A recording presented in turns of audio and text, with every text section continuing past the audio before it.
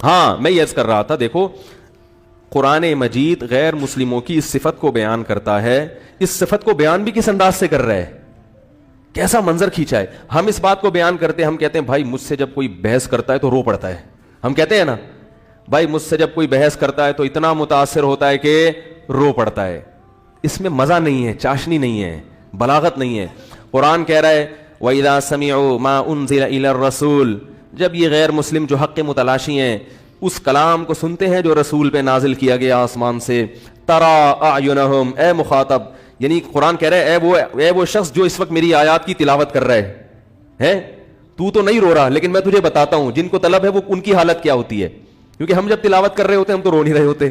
تو قرآن ہمیں خطاب کر رہا ہے کہ تمہیں تو کچھ نہیں ہو رہا، لیکن جو حق کی تلاش میں مارے پھر رہے ہوتے ہیں، اندھیروں میں ٹٹول رہے ہوتے ہیں، ان کو کہیں کوئی سیدھا راستہ نظر آ جائے تو میں تجھے بتاتا ہوں ان کی کنڈیشن کیا ہوتی ہے. تَرَىٰ أَعْيُنَهُمْ، اے مخاطب تو کبھی جا کے ان کی آنکھوں کی طرف دیکھنا، تو ان کی آنکھوں کو دیکھے گا کہ وہ آنکھیں بہہ رہی ہوں گی. کتنا مبالغہ ہے، کتنا خوبصورت کلام ہے. اس بات کو اس سے زیادہ اچھے انداز سے بیان کرنا ممکن ہے ہی نہیں کہ پڑھنے والا جو ہے نا اس کو خطاب کہ تو کبھی جا کے ذرا ان کی آنکھوں کی طرف دیکھنا، تو ذرا جا کے دیکھنا کبھی ان کی آنکھوں کی طرف. تجھے یقین نہیں آ رہا اس کلام کے برحق ہونے پر تو ذرا کبھی ان لوگوں کو جا کے دیکھنا جو حق کے متلاشی ہیں.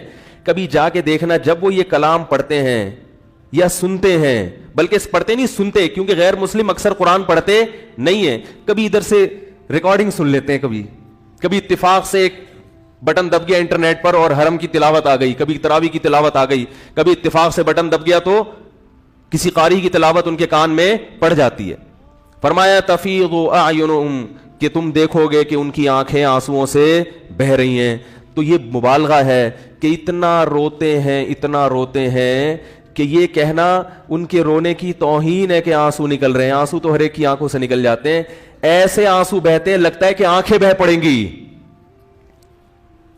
وہ شاعر کا ایک شعر اکثر میں سناتا ہوں نا، کوئی تو میرے یار کی لا دے خبر مجھے. عاشق بیٹھا ہوا معشوق کے خیال میں نا کہ بھئی وہ نمبر ہی سم ہی گم ہو گئی ہے. پہلے تو کم از کم ایس ایم ایس پہ پتہ چل جاتا تھا کہ کہاں ہے، اب وہ سم ہی کیا ہو گئی، گم ہو گئی. تو شاعر کہہ رہا ہے کوئی تو میرے یار کی لا دے خبر مجھے، اے سیل اشک. اشک آنکھوں کو کہتے ہیں، سیل کا مطلب سیلاب، آنکھوں کا سیلاب، یعنی محبوب کی یاد میں رونے سے جو سیلاب بن گیا ہے نا آنسوؤں کا، تو اے سیل اشک تو ہی بہا دے ادھر مجھے. یعنی میں محبوب کی یاد میں اتنا رو رہا ہوں کہ میرے آنکھوں کا ایک سمندر دریا بن گیا ہے، تو اس دریا سے کہہ رہا ہے کم از کم تو بہا کے مجھے محبوب کی طرف لے جا. وہ ایک نواز دیوبندی ایک بڑے زبردست شاعر ہیں، اسی پر ان کا ایک شعر ہے، وہ اپنے گھر کے دریچوں سے جھانکتا کم ہے.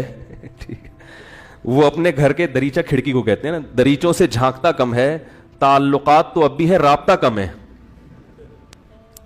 کنیکشن نہیں رہا، باقی دل کا تعلق تو ابھی. سم تو گم ہو گئی. آپ بولیں گے آپ کو ہماری اندر کی باتیں کہاں سے پتہ، کون بتاتا ہے؟ سم تو گم ہو گئی مگر رابطہ وہ تو قیامت تک رہتا ہے. تو لوگ فون آتے ہیں نا عاشقوں کے، مجھے عشق ہو گیا میں کیا کروں، میں کہتا ہوں سم توڑ دو.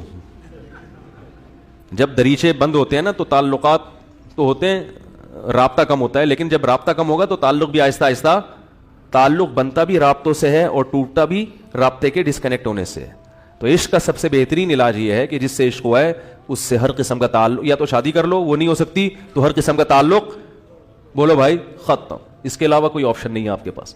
درمیان میں لٹکنے کا آپشن صرف غیر مسلموں کے پاس ہے، مسلمان کے پاس یہ آپشن یا تو ادھر ہو جاؤ یا ختم، تعلق بالکل ختم. تو تفیض اعینہم من الدم، اللہ فرماتے ہیں ایسے اتنا روئیں گے، ایسے لگے گا کہ ان کی آنکھیں ان آنسوؤں میں بہہ پڑیں گی.